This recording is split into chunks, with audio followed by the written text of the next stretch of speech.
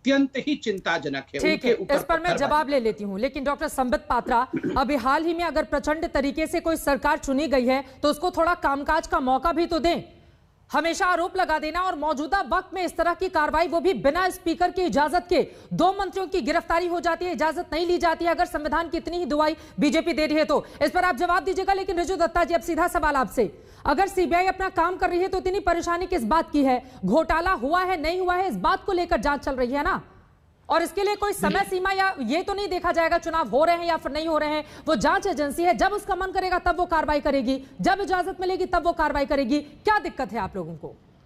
देखिए चित्रा जी, सीबीआई की कार्रवाई से हमें कोई दिक्कत नहीं है, सीबीआई अपना कार्रवाई करती रहे, पर ये तो 6 साल पुराना केस है। आप मेरे को एक चीज बताइए कि 2019 से तो लोकसभा के स्पीकर के पास सीबीआई ने एविडेंस जमा किया था शुभेंदु अधिकारी का, अभी तक वो क्यों नहीं लोकसभा से पास हुआ? स्पीकर क्यों परमिशन दिया? आज शुभेंदु अधिकारी मुकुल रॉय को समन क्यों नहीं भेजा? क्योंकि वो लोग बीजेपी के वॉशिंग मशीन में धुल के अब साधु बाबा बन गए, या उनको सीबीआई पकड़ ही नहीं सकता? ये आप एक चीज देखिए, सबसे बड़ा मुद्दा यहाँ पर सीबीआई वाला चैप्टर भी नहीं है। मैं आपको एक चीज बता रहा हूँ, बंगाल में अभी लॉकडाउन चल रहा है, ना केंद्रीय सरकार से हमें वैक्सीन मिला है, ना ऑक्सीजन, ना रेमडेसिविर। यहाँ पर हम लोग कोरोना की महामारी को रोकने के लिए हम लोग लड़ाई कर रहे हैं, और बॉबी हकीम साहब हमारे एज अ मेयर काम कर रहे हैं। वो मेयर पद पे नहीं है, बट एक्टिंग मेयर है बंगाल की।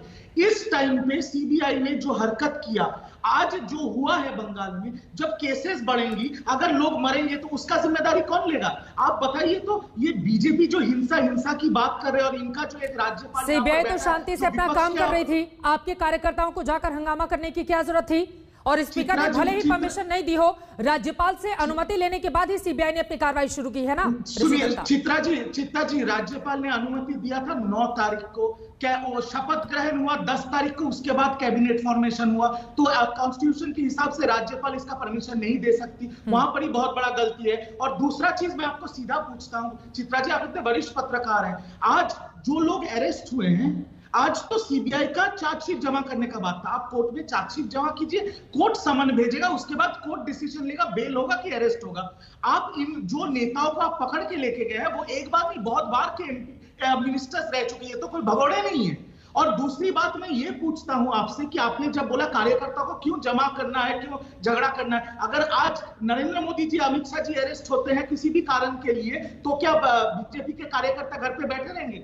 ये तो बच्चों वाली बात है। मैं बोलता हूं कि भ्रष्टाचार के मामलों में अरेस्ट हुए हैं ना, भ्रष्टाचार के मामलों में बकायदा स्टिंग ऑपरेशन है, उसमें उनका वीडियो है, पैसे लेते हुए वो दिखाई दे रहे हैं। लेकिन शुभेंदु अधिकारी का आपने नाम लिया, ये महत्वपूर्ण है। ठीक है, मुकुल रॉय से भी सीबीआई ने पूछताछ की थी, हालांकि उसके बाद में हम सब जानते हैं कैसे उन्होंने बीजेपी का दामन थाम लिया था। ये कोई वॉशिंग मशीन है क्या आपके पास कि दागदार नेता अगर बीजेपी में आ जाते हैं संबित पात्रा, तो यहां पर आकर बिल्कुल पाक साफ हो जाते हैं? शुभेंदु अधिकारी, मुकुल रॉय, इन दोनों के खिलाफ कोई कार्रवाई नहीं किया जाना सीधे सीधे इस बात की ओर इंडिकेट करता है।